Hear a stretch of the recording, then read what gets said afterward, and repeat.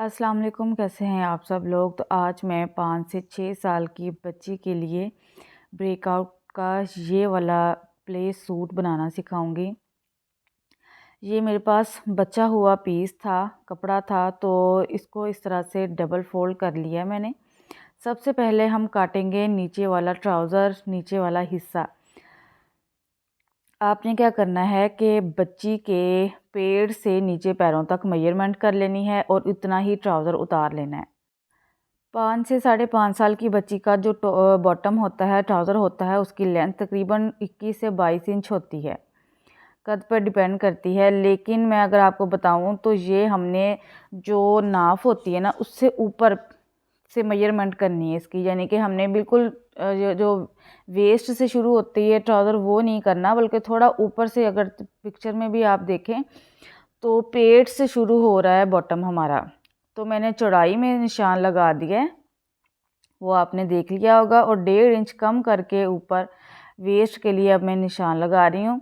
आधा इंच छोड़ते हुए सिलाई का मार्जिन, या अगर मैं आपको यूँ बताऊँ कि नॉर्मल आसन जो है वो 9 इंच या 8 इंच होती है एक 5 से 6 साल की बच्ची के लिए, लेकिन इसमें हमने 1 इंच बढ़ा कर रखनी है, यानी कि 9 इंच पर निशान लगा के तो इस तरह से शेप देनी है।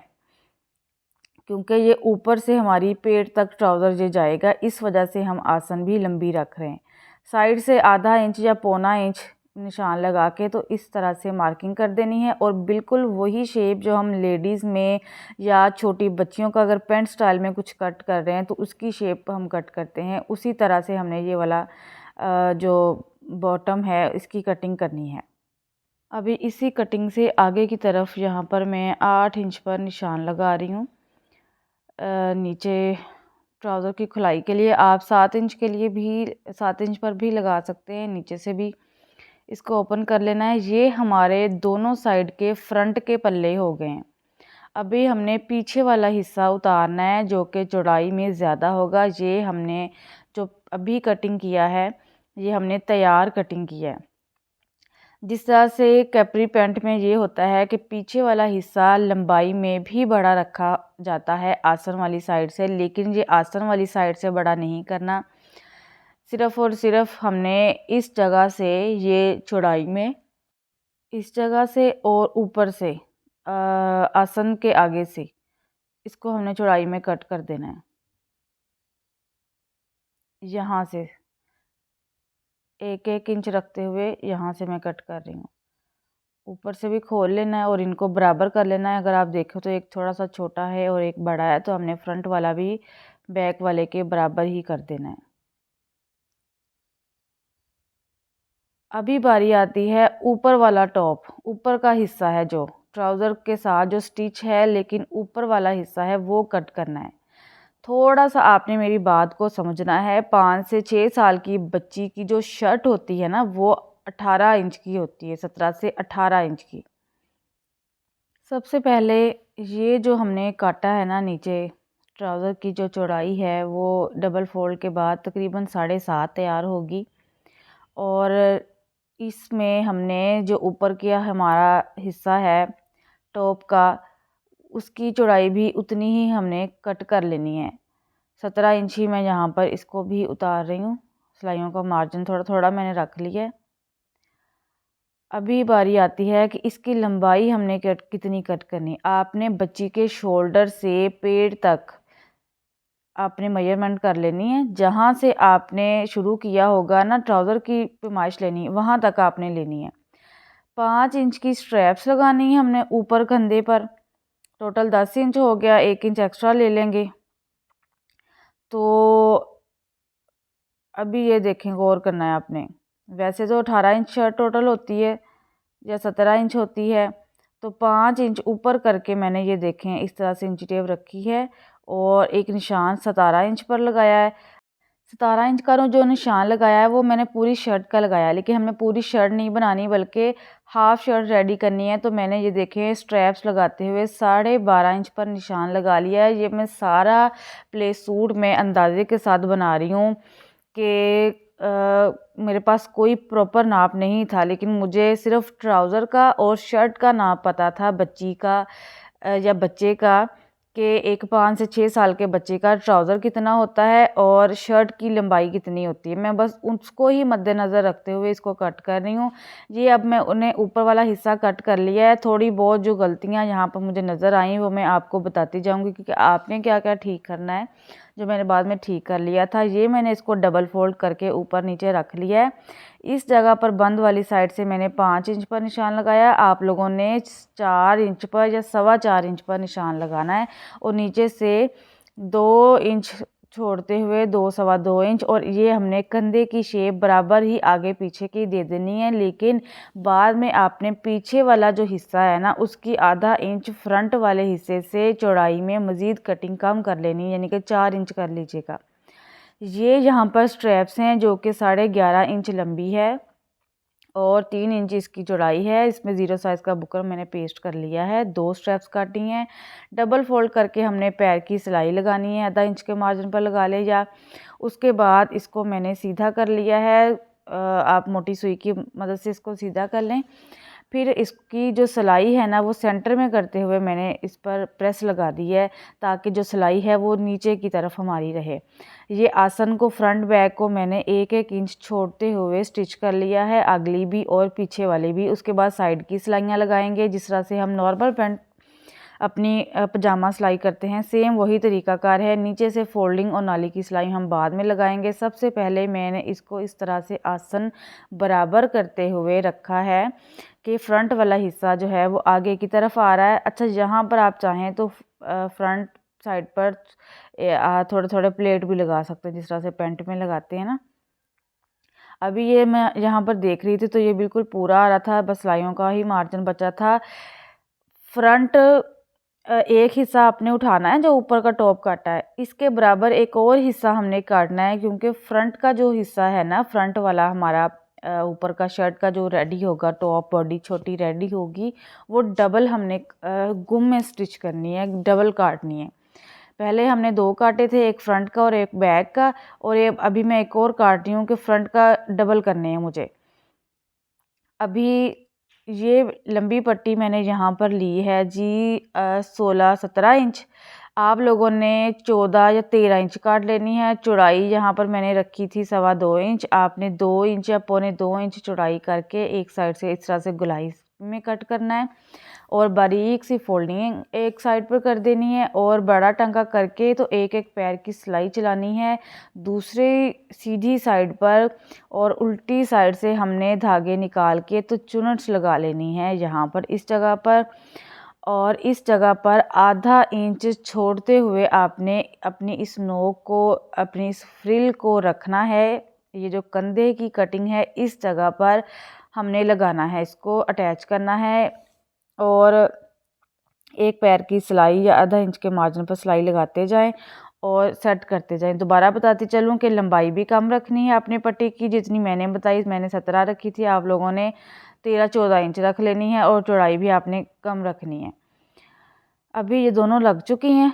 लगने के बाद वही स्ट्रैप्स जो रेडी की थी यहाँ पर मैं रखूँगी, और आधा इंच का मार्जिन साइड से छोड़ते हुए, और जो सिलाई वाला हिस्सा है वो ऊपर मेरी तरफ है, जो सीधा हिस्सा है वो नीचे की तरफ है। या मैं आधा इंच के मार्जिन पर दोनों साइडों पर लगा लेनी है और सिलाइयाँ चला लेनी है इस पर, ताकि ये पक्की हो जाए। नेक्स्ट हमने ये करना है कि जो दूसरा पल्ला हमने काटा था ना फ्रंट वाले हिस्से का, इसको इसी तरह से इसके ऊपर रखना है हमने। रखने के बाद पहले यहाँ पर सीधी सिलाई चला लेनी है आधा इंच के मार्जिन पर, इस तरह से।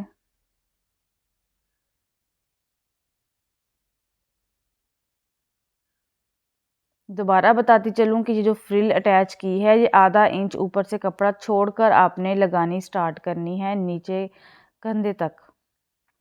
और अभी दोनों साइडों पर हमने ये वाली सिलाइयाँ चला देनी है। जो सिलाई नज़र आ रही होगी ना, उसी के ऊपर ऊपर आप लोगों ने सिलाई चला देनी है, और इस जगह पर छोटे छोटे कट लगा देने हैं। अभी मैं इसको कर रही हूँ सीधा। सीधा करने के बाद अभी मैंने बैक वाला हिस्सा रख लिया है, जो पीछे की बॉडी हमने कट की थी,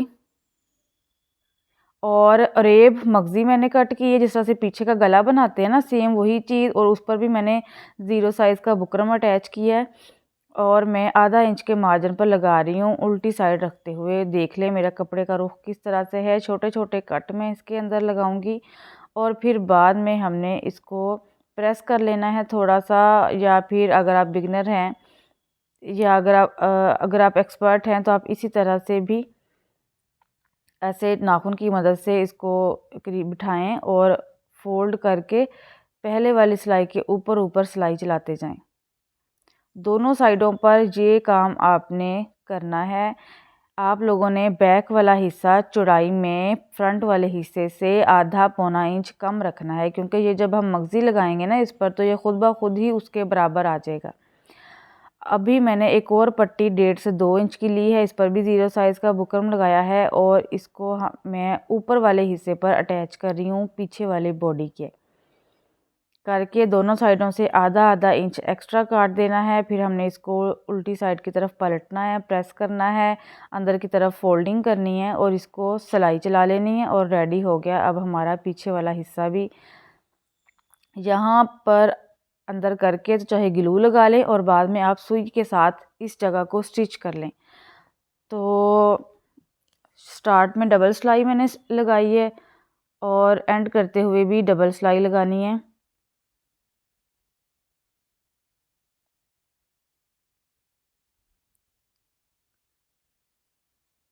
अभी यहाँ पर अगर आप पिक्चर पे देखें तो वहाँ पर लगी हुई हैं इलास्टिक, लेकिन मैंने ये स्ट्रैप्स रेडी की हैं इस तरह से। तकरीबन 16-16 इंच दोनों हैं, लंबी हैं, और इस तरह से लगा के पीछे वाले हिस्से पर मैंने लगाई हैं सीधी साइड पर।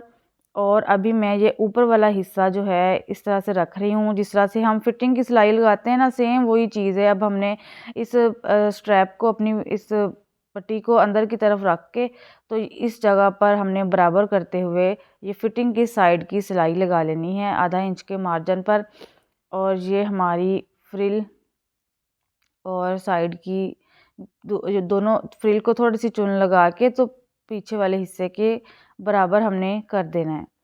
दोनों साइडों पर इसी तरह से डबल डबल सिलाई चला लेनी है। अभी ये है जी ट्राउज़र। अभी हमने मेन इनकी स्टिचिंग करनी है जो कि इन दोनों को जोड़ेगी आपस में। फ्रंट वाला हिस्सा मैंने ऊपर रख लिया है।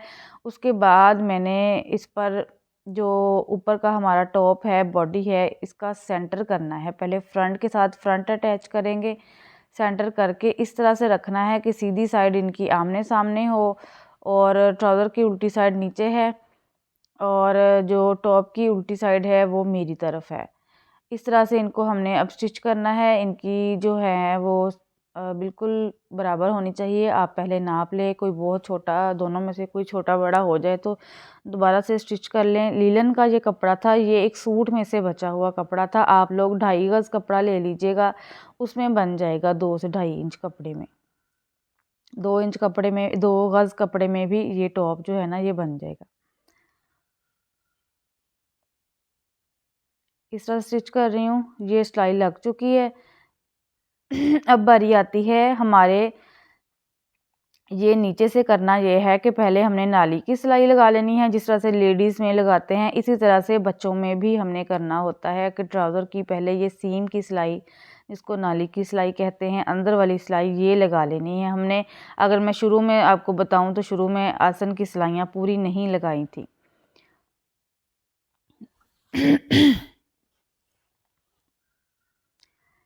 सिलाई लगाने के बाद अभी हमने आसन को इस तरह से पकड़ना है आमने सामने और यहाँ पर स्टिच करना है। इसका फ़ायदा सबसे बड़ा ये होता है कि ये प्रोफेशनल जो है इसकी पहनी हुई लुक आती है। आसन जो है वो उठती नहीं है और बैठने में फटती नहीं है। और अभी आती है फोल्डिंग।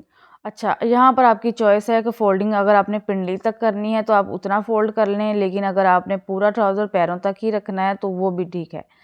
यहाँ पर मैं ग्लू लगा के तो थोड़ा इसको फिक्स कर रही थी, जो बैक पर पट्टी लगाई थी। आप इलास्टिक भी इन स्ट्रैप्स की जगह पर लगा सकते हैं, जो पिक्चर में है, मेरे पास अवेलेबल नहीं थी तो फिर मैंने ये जो है वो टाइयाँ ही लगा दी।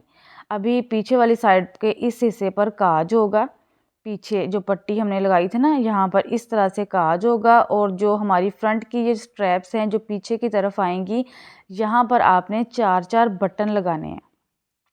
और इस साइड, ये वाली साइड जो है ना, जो स्ट्रैप की, इनको आपने अंदर की तरफ फोल्ड करके तो स्टिच कर लेना है और 1-1 इंच के फासले पर आपने बटन लगाने हैं ताकि जहाँ भी बच्ची कंफर्टेबल रहे, 4 इंच पर, 3 इंच पर, तो आप उसका जो है ना इन स्ट्रैप्स को बंद कर दें। इसके नीचे से आपने वाइट कलर का या कोई भी आप जिस कलर में भी आप बना रहे हैं तो आपने नीचे से रेडी करना है। इनर कॉलर के साथ कर लें और साथ में फुल इलास्टिक वाले स्लीव्स बना लें। ये हमारी जो आसन है ना वो यहाँ पर 20 इंच पर आ रही है। मैंने ऊपर 5 इंच पर स्ट्रैप रख के तो इस तरह से नाप रही हूँ।